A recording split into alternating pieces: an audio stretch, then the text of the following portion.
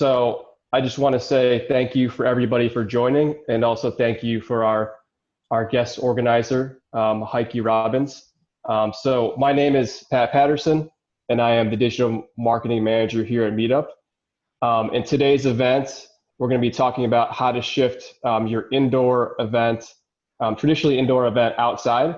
And Heike's going to talk about her experience doing that, the challenges she's faced, and also how she was able to have those events done successfully. So we're glad to have Heike join us here today to talk through her experience. Before we get started, I do have a few housekeeping items to go over. But you know what? We're talking about taking indoors events outside. Maybe I should say we have a few landscaping items to go over instead of housekeeping. I'm sorry, I'm full of terrible jokes, so bear with me here for this. So the first thing to go through is that this event will be recorded, but don't worry if you're still in your PJs. You will not be on video, so no one will see you. Only Heike and myself will be on this video recording, and it will be available for you to watch later on the blog. And you can go to the blog at meetup.com/blog. And you can also receive the recording to your inbox by subscribing to our newsletter. Also, as a courtesy, you'll all be muted, but it doesn't mean that you can't converse with us. It's great to see your comments in the chat so far. I appreciate the book suggestions already. I'm going to have to download this chat and get those later. And we love seeing where you are and where you're from. And we know the chat's a great place to talk to each other. But if you do have a question, we want to make sure that we can answer those questions and get to them in a quick and easy fashion. So there's a Q&A feature at the bottom of your screen. So we like to make sure that you use that feature itself to ask your questions, so we can make sure we can answer those all at the end of our conversation here with Heike. So another thing that we've recently added, if you joined Meetup live in the past, is we have closed caption now. We have to enable that. So if you look at your Zoom on the bottom of your screen, there'll be a little CC, closed captioning. And if you click on that, you have the option to either have the closed captioning on the bottom of your screen, or you can pull up the full script on the right-hand side. So if I'm talking too fast, or if you can't understand what I'm saying, hopefully you can read those closed captioning and get all the information there.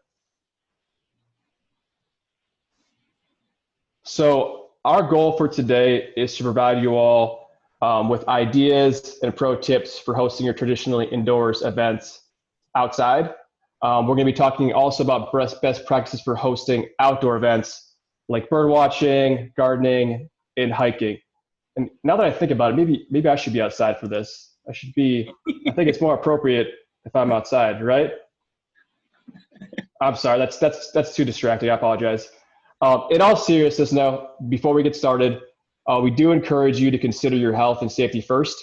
And we also recommend meeting in person only if you're following local requirements and guidelines issued by a government and public health officials. So that's obviously paramount and important.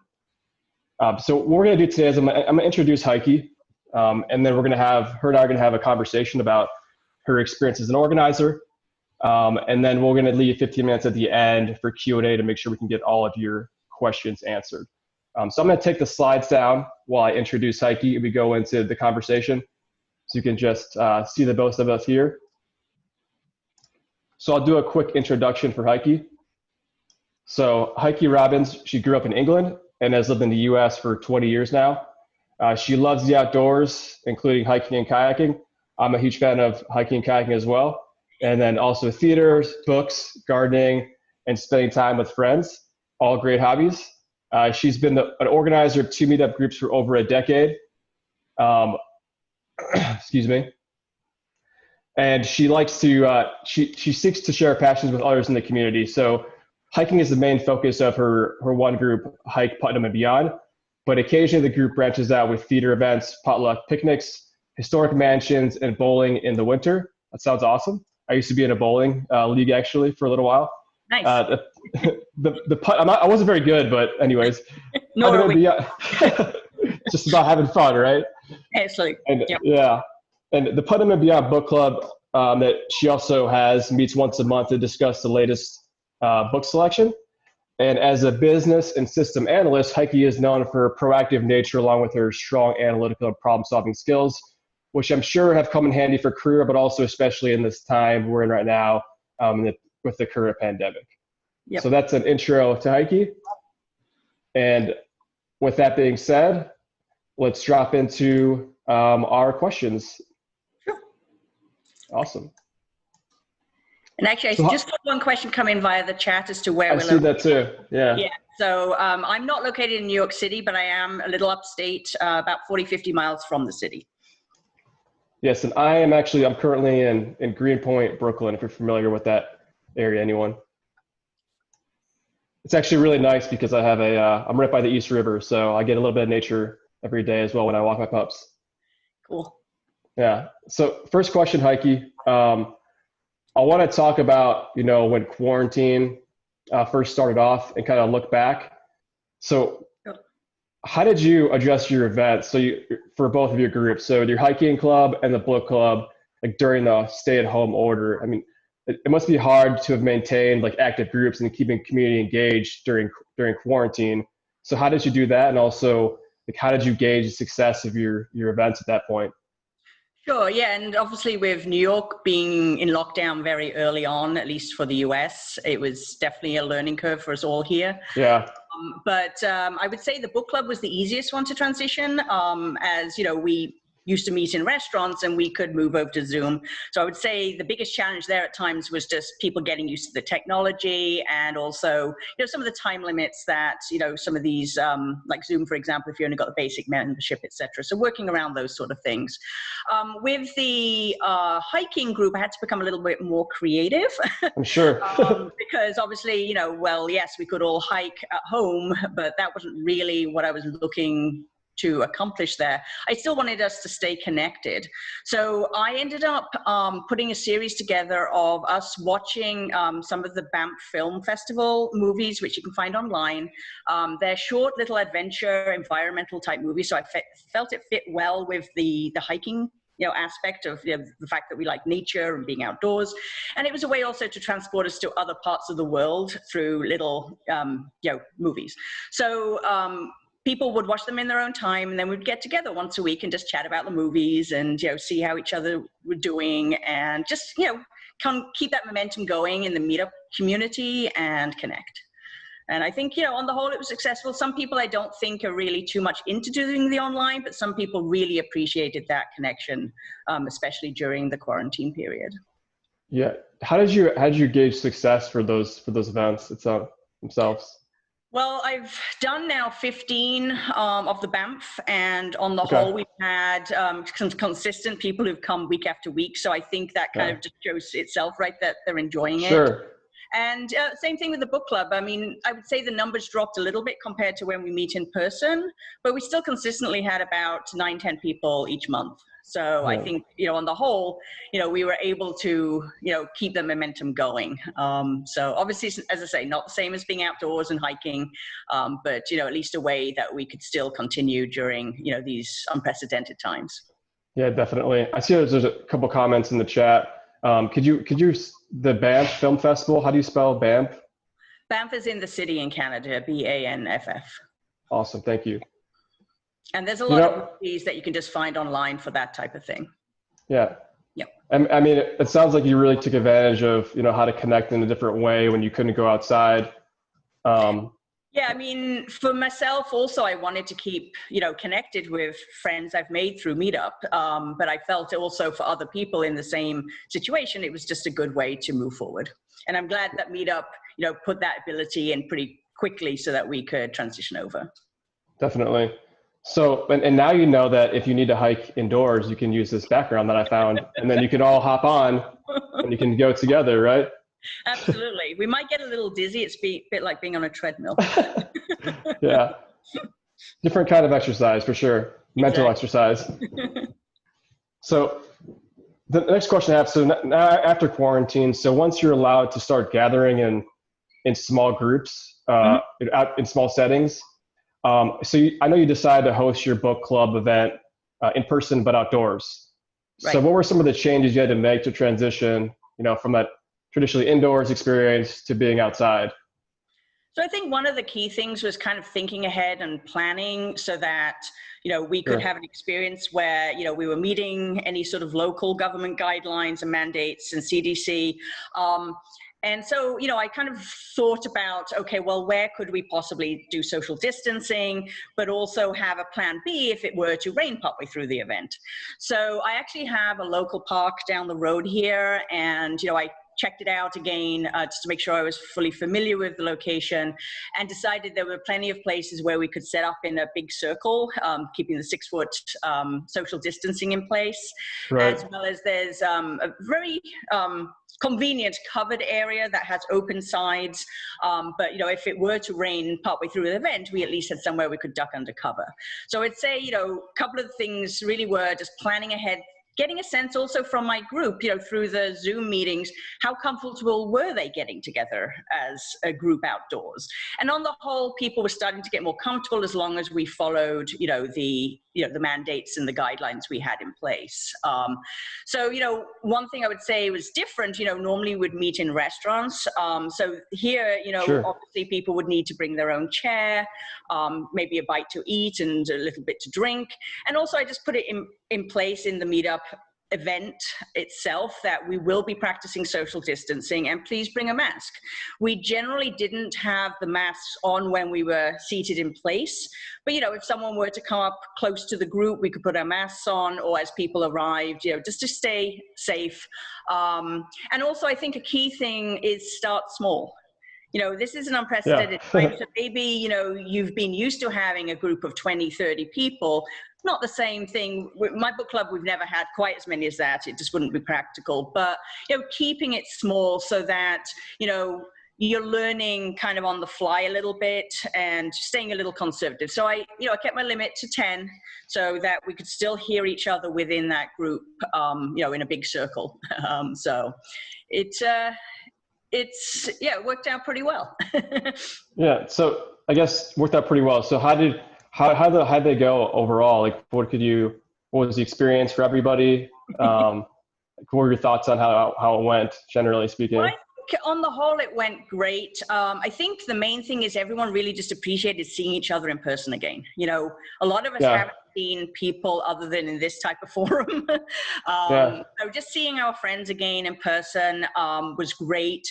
It did mean that we probably spent longer time just catching up and having fun and, seeing each other again. And so it was a little slower going in getting the discussion on the book going, but to be honest, that was fine. We had, I actually moved the event a little earlier than we would normally meet, so that we had enough daylight to, spend time to, catch up as well as discuss the book in detail. I would say one of the challenges, it was a little harder to find each other. Just because, you're in a park, it's a much bigger location. I did try to indicate where to meet, but then some people had trouble finding the park. And so I would say it was harder to find each other. And also when we were sitting in the circle, there was one lady, she had some dental work done. So she was being extra cautious with, a couple of masks. So at times it was a little harder to hear her. But at the same time, I was glad that she was being cautious. Obviously you've got little background noise that comes and goes. And so just being aware of those things and just not, making it a big deal. It's not like it's a failure just because there's a minute where you may have to yell a little louder, or you just make fun of it and, go with the flow. So I think on the whole, it worked well. I would say, I made myself more prominent, especially when we were in our position when there were 2 or 3 people yet to arrive. This particular time, everybody was somebody I knew, so I knew they would recognize me, but I wanted to make sure they would see me. We were closer to the road. Just thinking about those sort of things so people find you. And also I used both, just texting at a couple people's numbers as well as the Meetup tools for communication, just to make sure everybody was finding it okay and they weren't, wandering around the park trying to find us. So, those are sort of things you got to keep in mind, that you may be a little different than, when you're just meeting in a restaurant, the host can, show you where the group is. So.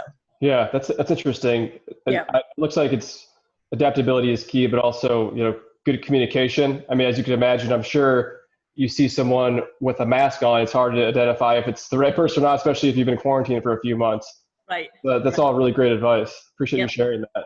No problem. So let's transition to your hiking group, if that's all right. Sure. Have you hosted an event yet for hiking? And then what are some of the changes, sorry, that you made, if you have? Sure. So yes, so far, I mean, I'm starting off slowly. I've done a couple of events. They've both been evening hikes. One of the things, I don't know if it's been the same in all parts of the hiking community. A lot of places have gotten very crowded. I think everyone trying to escape quarantine when we've been given the chance to do so. So, even spots that, were familiar with us, there's more challenges now at getting the group together than there was. So I would say taking conservative approach, similar to the book club, small group. Again, I maxed it out at 10.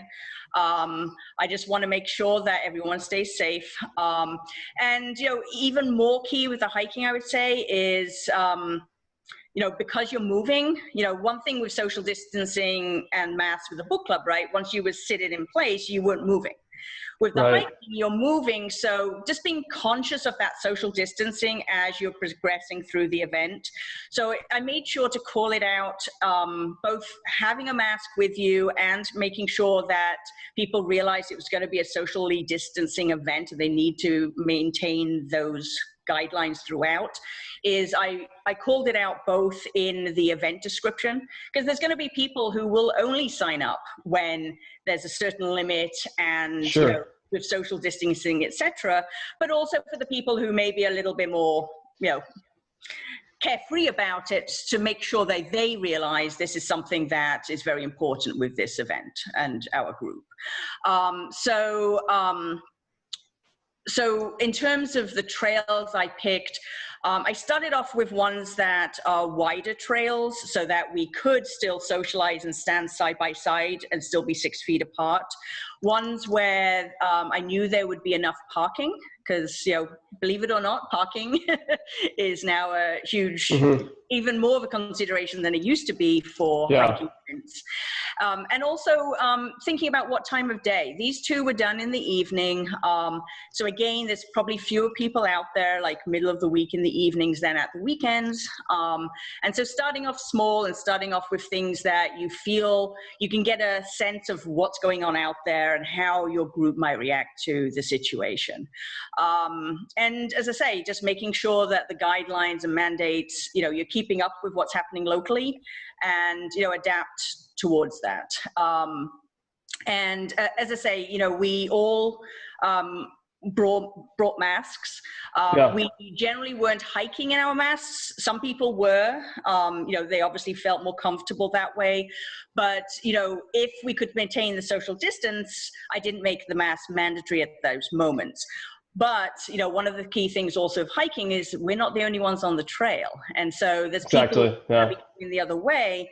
And depending on where you are, you might be able to step aside and keep enough distance. But other times, just having that mask at the ready so that, you can pass them and they can feel comfortable too. We don't want to be out there, causing problems and making people feel uncomfortable. Yeah, that's a lot to think about. This is all really great advice. I think a lot of people, if you've been hiking recently, can have similar experiences. So I told you before, Heike, when I talked, I love to hike as well. I'm not as good as you are. I joked with you earlier how I actually got lost a couple of weekends ago. But in terms of masks, I just want to give a suggestion. So as a company, I don't know if you heard of them, it's called Mission. They have cooling gear. So I have a cooling gaiter that cools you down. And you can pull it up over your face and then pull it down whenever you walk past people. And it's been good to you, especially because it gets hot, obviously, if you're hiking. Yeah, I also use a gaiter. Some people use bananas. But yes, I mean, especially in this hot weather that we're experiencing at the moment, having something that's got cooling as well would be good. Definitely. And I just make sure I have, if it's not around my neck, if I'm in an area that, we're not crossing a lot of people, I just have it at the ready. You can either put a little carabiner on your backpack, or I have like a side pocket I can reach into easily. And even if you just stop and hold it over your mouth, you don't necessarily have to have it fitted, but the key thing is that you're not exposing your breath to other people. Yeah, exactly. So that being said, it sounds like it was obviously a change in the way you did things. Were there any big challenges that you faced during this first hike? I would say there were a couple. one thing that I haven't mentioned yet is that, you know, in addition to kind of mentioning the social distancing and the mask in the event, it was something I reiterated at the start of the event. But, you know, sometimes people, I think, fall into their old routine. And so I did need to kind of, you know, kindly remind people as we went that, you know, we do need to keep social distance. And, you know, occasionally you get somebody who is a little bit more of a naysayer and you're like, you know, look, you know, we all need to be comfortable. We all need to stay safe. So, you know, if you could really, you know, keep that distance, you know, we appreciate it. And the other thing that I actually did from after the first event was just kind of indicate in the event itself, if it's something that I find you're not able to do, then maybe, you know, you won't be included in future events. I'd rather not take that stance, to be honest, but, you know, we all, as I say, everyone needs to stay safe. And it's not just for me, it's for other people that signed up and think they're getting something, and then if it turns out that's not what's happening, then they're not going to feel comfortable again. So I just want to make sure more than ever that we're following what is put in the event description. So, you know, just reminding people, I don't want to get into a situation where we're really policing people, but just reminding people, etc. And then the other thing that happened on one event is that, you know, one of the key things that I mentioned is kind of keeping that limit small. And again, you know, people sign up with that in mind. One person actually came with a guest. So now that kind of balance of getting the number that, you know, you would put there is kind of thrown off. So I, you know, indicated to them, yeah, they can come, but, you know, at this point, no, the guest, and plus the fact we even had a waiting list. So, you know, it's not fair for the waiting list people, but even more so, it wasn't even fair for the people that were there who thought they were getting, you know, 10 people max, and now this extra person would be potentially there. So again, it felt uncomfortable to say no, but I felt for the goodness of the group, I did need to say no. I said to her that she could come if she wanted, but they decided to just do their own thing. So, but again, you know, I think that's something also that members hopefully are conscious of, and don't do that, because, you know, it's not fair for the group as a whole. And as I say, you know, the main thing is keeping everybody safe and comfortable. Yeah, I think that's good advice. I think what you had said too, as long as it seems like you are very clear up front with your expectations and your guidelines. So, I mean, you have something, like, if you clearly communicated kind of the goals of the group and what the expectations were, you know, it's not as difficult to tell someone, you know, back off, or like, this isn't acceptable because it was clearly stated up front. So it's good to have that clear communication. Yeah, I mean, you kind of need to find that balance, right, of not having 20 rules and everyone just feels like they, you know, can't break a rule. But at the same time, I think, at least in New York, you know, people have gotten used to having a mask, you know, going into public areas, etc. So I think it is becoming part of the norm more and more. And so hopefully, you know, we can feed into that and still have fun outdoors, but maintaining that safety aspect as well. Yeah, gotcha. No, that's good advice. I want to go back to the book club now. And I think you already touched upon some of the challenges. So it was a little bit hard to find each other, people wearing masks. I know you talked about, you know, having to find space to social distance. You know, based on like those challenges you face for the book club, like, what changes are you making to upcoming events based on that kind of first experience? Right. So one of the things, especially as this next one, I actually have a couple of new members coming, is just making sure I have gotten there early so that if anybody does arrive early, they're not wandering around lost. I'm planning on either having a sign or having, you know, particular colored clothing or something that, you know, stands out, and letting at least those new people know, or even communicating to the whole group. One thing also, and, you know, it's funny because when we go to restaurants, I try and mix it up a little bit. In this case, I kind of kept it consistent between the two events as to where we're hoping to meet, both in the park, you know, it's going to be the same park, but even in the same spot. Obviously, if there's other people there, we may not be able to, but, you know, I think having that consistency can also help so that people just, it's easier for them to, you know, come and find you, etc. As well as, I would say going forward, you know, part of the challenge, right, is things like daylight hours. You know, we meet during the week. You know, people are working, a lot of them are working from home, so maybe they can get out a little earlier. but there's going to be a limit to how long we can do outdoor events. So just keeping that in mind, I would say even just, keeping tabs on how things are doing in your area, and, having that flexibility to move back to Zoom if things start, like we've seen in a lot of parts of the States, things have been getting worse recently, not being fixed on, we need to do it this way, is kind of changing. And, Sure. you may get people who then go, oh, I don't want to do Zoom, I'm not going to join anymore. But I found generally people are, they enjoy the events that we do. So they go with the flow too. So in terms of, another thing I touched on earlier was having a way of contacting people. So I think most organizers do know the various tools that you have, but maybe you haven't used them as much when you've been outdoors. Maybe you use them more on your desktop. So Sure. I would say just getting familiar with communication tools on the app, on your phone, so that when you're outdoors and somebody's missing, you can see, are they wandering around the park? And, just having, that open communication with members so that they feel, that they're not just lost. So Definitely. Yeah, there's a definitely. couple of things. And I've kept the group small again the second time. I think that was probably about the right number to keep that social distance. And just getting to the park early and making sure if a particular area that you wanted to be in is taken, find another area. And again, key thing, communicate. Yeah. You've moved. For sure. So that, overall the experience is positive for the participants. Yeah, those are good things to keep in mind. Especially, you didn't really think about the fact that you have to work with the daylight, which makes it a little more difficult. But Yep. here's an idea for you. What if you all had masks with your book club on it, so that way you could see where everybody is? Yeah, right. Maybe. Just an idea. Absolutely. And also it's not even just the daylight. Obviously in New York we have the 4 seasons. It's going to get cold. So even if I were to move it under that covered area where there is some electricity, it's going to get to the point where we're probably going to need to move back to online, at least temporarily, whilst things evolve with COVID. And, hopefully, come next year, we can be a little bit more back to normal. But, in the meantime, we'll remain flexible and do what we can.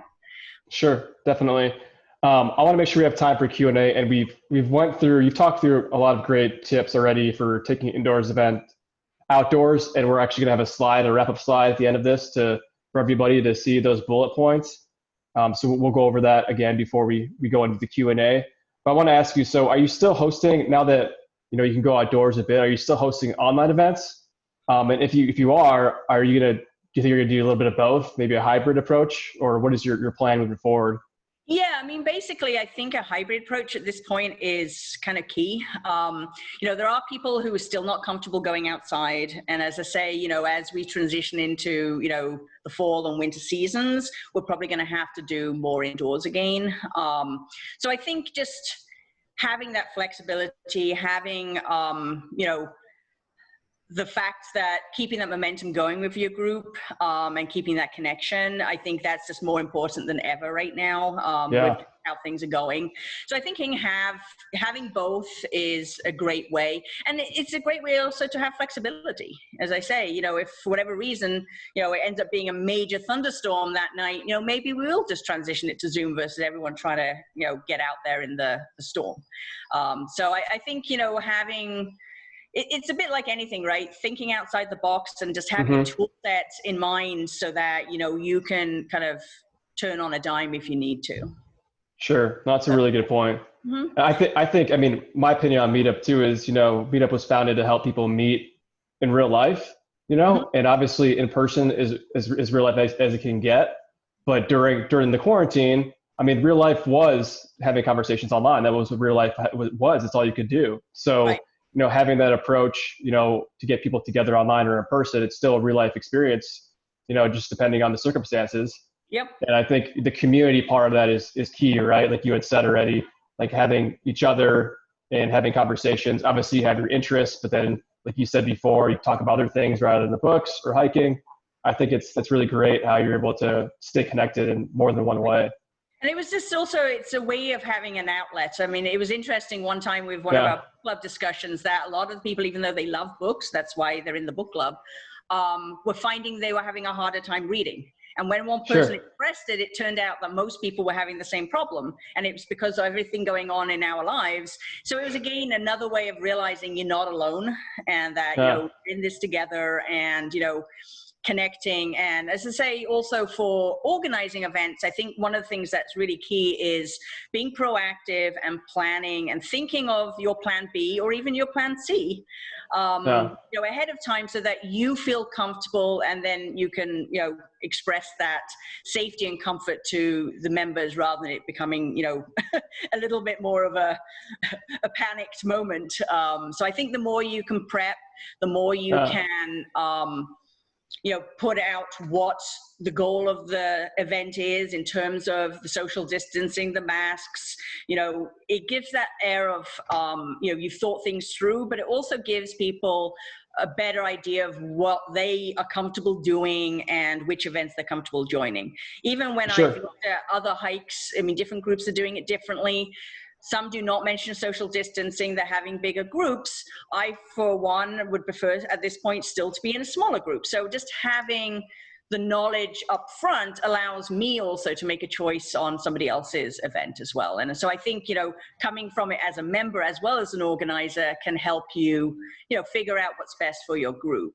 And one other point I want to make is the fact that even though, you know, the CDC or your local government might say you're allowed 25 people or whatever, do what you feel is best for your group. Feel, you know, I mean, as I say, with my book club, 25 people sitting in a big circle, it just wouldn't work.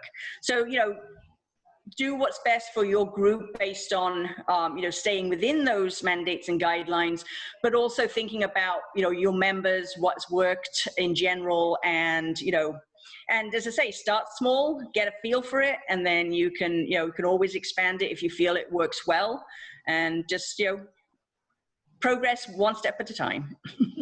Baby steps, right? Yep. And exactly. This has been great advice. I can already, I mean, by talking to you, I can tell that your group is lucky to have you, and that, you know, it's good to be assertive and prepared. I want to just summarize quickly before we go into Q&A, some of the items that we've talked about. So Heike, thank you so much. We consolidated some of these tips for hosting your indoor event outdoors. So a lot of these things has been repeated throughout our conversation today, but pick an outdoor location you're familiar with and close to home, you know, have a plan, but also have that backup plan, you know, in circumstances when you're outside, when it might rain or you might lose daylight, right? Ask attendees to bring, you know, chairs, food, drinks, and then bring a mask. What Heike had said several times, you know, keep it small. And, you know, you could scale from there, but it's obviously better to control a group and, you know, have a closer conversation when you limit it. Get event guidelines, you know, prior to the event in advance. And then, of course, you're going to want to follow, you know, the CDC guidelines and local government mandates, and then practice your social distancing. And then just to summarize some of the points for hosting a successful event, as Heike had talked through in our conversation, continue to be cautious as always, follow guidelines, maintain a safe environment and also a comfortable environment for everyone. Get a sense what your members are comfortable with and what your preferences are. So I think that's where communication is key up front. And then preparation is also key when you search for a location that has, you know, both outdoor accessibility, but covered spaces, obviously, if there's inclement weather.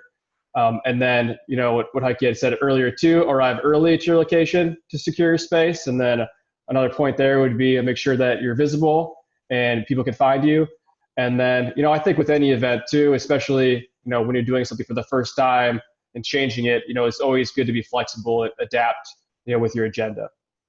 Did we miss anything there, Heike? I want to make sure that we hit all the points. No, I think those are pretty much your main points. Absolutely. Yep.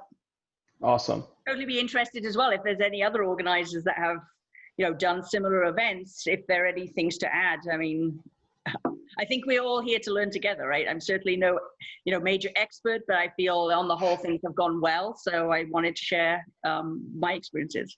Absolutely. I see some people have already added some comments in the chat, and we thank you for any advice you've had, and we're welcome to share that when we distribute more information from Meetup. I'm going to hop into the Q&A since we have just a little bit of time left. So first question, Jan asked, since we are volunteer organizations on Meetup, do you recommend a waiver for members attending events during COVID? Of course, volunteers can't be liable for all of the members' decisions to attend or not, but what are your thoughts? I'm certainly no lawyer. Right? I'm not a lawyer either. Tough question to start off with. She'll give you a softball. Exactly. I have not done any waivers beyond, like, as I say, putting things out there up front. It's not technically a waiver, but it is kind of setting the Sure. mark in the sand. I do have, for my hiking group, I do have them sign a waiver. It's not COVID related. It's just the fact that hiking has inherent risks and that they're, essentially out there. They need to have their own preparation, etc. And some of that's also on my group events. And, one thing actually kind of that came up with this, of course, is, they need to sign that. And so that's actually the other thing I put in my events for hiking is that you will still need to sign it. So if you're not comfortable using my pen, bring your own. So, I mean, some of those things you might think are obvious, but sometimes I think it's just having that out there. So I know that doesn't necessarily address the COVID liability per se. Sure. At the same time, I'm not so sure anyone technically can prove it's this thing versus something else. So, yeah, I don't know. I would suggest maybe talking to a lawyer if there's anything particular for your type of events that you feel would lend itself to needing that level of liability waiver. Sure. I don't know if Meetup had anything on their end. Are you aware of anything with that, Pat? So I haven't heard of anything specific to a waiver, but I think what you had said beforehand, just making sure you clearly communicate up front kind of what what your expectations are. And then, to be safe, like being able to tell people, if they're not following the guidelines you set up, that, we don't want, we're no hard feelings, but we would prefer you not be included in this event today. Right. I think, just being conservative, and that's why I say, even though your local government might now say you allow 25 people, it doesn't mean you have to have 25 people. If you feel with your type of group, a smaller group would work better, I would certainly go that way. Sure. Yeah, that's good advice. Another question, this is an interesting one. So David asked, have you ever tried walking with your group, have everyone walking near where they live and then kind of sharing their video in the same Zoom meeting and like talking about it? So like kind of a virtual, I guess, walking experience? I haven't done that. I suspect that some people would have a hard time with just the technology aspect of it. Sure. And I'm also using the basic version of Zoom. So to be honest, I would have to look into, whether we could share those sort of things. One group actually in my area, one thing they did when we were in lockdown was everyone do a walk in their local area, and there was a theme to the walk. So whether it be cool. An interesting looking tree or a certain type of rock or just something that, you would then go out on the walk and look out for, which I think just makes you a little bit more mindful of, surroundings, even though you're on your own. And, then they shared that through the photo albums of the Meetup group. I didn't do that with my group. And I think if I had done it, I think I would have gone a step further and said, well, let's just get on a call for 40 minutes and discuss our experiences. Because even if we didn't do it through video like you're suggesting, I think the key thing to stay connected was actually not even so much the journey you took on your own, but also being able to share that journey. And, we shared it through, as I say, the photo album, but I think I would have liked to also have shared it through, some sort of online meeting, and just, talked about something in our local area. Because I think that's something actually that certain members have been finding, is that they've actually discovered things in their local area that they weren't aware of. So, that's always a great thing too. And sharing that with others is great. Mm-hmm. Definitely. And obviously, if anyone else has any experience with that, we'd love to hear, if you have any particular events you hosted in an interesting fashion, like feel free to share in the chat or, share it with Meetup, and we'd be happy to share that information as well. Yeah, maybe even put it on the comment section of the event if it's some steps that we can follow. Oh yeah, definitely, that'd be awesome. So you mentioned Zoom. Roger asked, is Zoom the only kind of online software you used, or have you ever used anything else when you were doing your kind of online events? So I actually started with another company because one of my members, especially for the book club at the time, she did not have the ability to do Zoom. She had like a very old laptop and just like a Windows phone. So that had the capability, even with the basic membership, of being able to dial in just as a phone call. We Gotcha. found the service kind of little hit and miss. There was a lot of lag, echo. Now, I don't know how much of it was our first event, and maybe it was just because, people weren't putting themselves on mute and things like that. So ultimately, we did end up transitioning over to Zoom, and on the whole, it has been working out well. I would say one of the challenges I find at times, especially if I'm trying to moderate to some degree the book club discussion, sometimes it doesn't pick up that it's you talking. So you're kind of having to keep butting in. But on the whole, I think, Zoom has worked well for our groups, but obviously there are other services out there. I think Meetup limits which ones you can use, I think, or it used to. There were only certain URLs you could put in initially, but that may have changed. Yeah, there's a whole suite of different tools you can use. It's actually quite a comprehensive list. Whatever we recommend, whatever your group is most comfortable with. I think everybody is comfortable with different types of technology. Zoom is pretty popular, as a lot of people have mentioned. But we're able to accommodate quite a big list of different online tools. Some people, they actually have, a corporate license on their computer because they're working from home and they've got a corporate license, and, they may have more bells and whistles than just going to the basic Zoom membership. So Sure. I don't have that option. And I think another reason why I end up leaning towards Zoom is a lot of people were using Zoom for other things, with friends and family, etc. And they were getting very familiar with it. So I think that's also the thing, is if your group becomes very familiar with one thing over another, maybe go with what's familiar, because it's one less thing that people need to be, worried about, concerned about, have problems with. So exactly, making sure people are comfortable. We're getting close on time here. I have one more question. Barbara asked, so this is probably, you talked about people suggesting bringing food to events. What is your take on potlucks? That's a tough one too. I've not done potlucks. I would say just, again, I'm not a medical expert. I'm not a lawyer. Sure. I'm Yeah. a casual meetup organizer. But I think there's still a lot of people that wouldn't be comfortable with potlucks, even though on the whole, people are now, the powers that be are mainly saying it's transmitted through airborne. I think there are still enough people that just wouldn't be comfortable with, sharing food and sharing utensils, etc. So I just went for the more conservative approach of, just everyone just bring their own food. And I love potlucks. Yeah. It's about time that I actually, my hiking group has their anniversary in August, so it's normally when we would have a potluck. This year, I'm probably not going to end up doing it. But again, that's kind of reading where your group is in terms of comfort. There are groups out there that are doing it, but for my group right now, I am sticking with just everyone bringing their own food. Sure. And there are still people in my group that don't want to meet in person. So I'm trying to find that happy medium.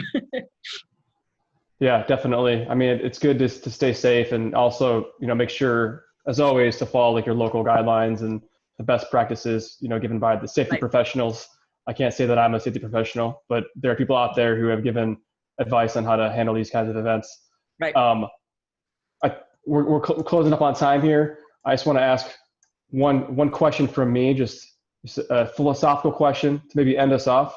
So Heike, if you drop a book in the woods and no one is there to hear it, does the book make a sound, do you think? I think it probably still makes a sound. Okay, good. That's what I think. That's what I think too.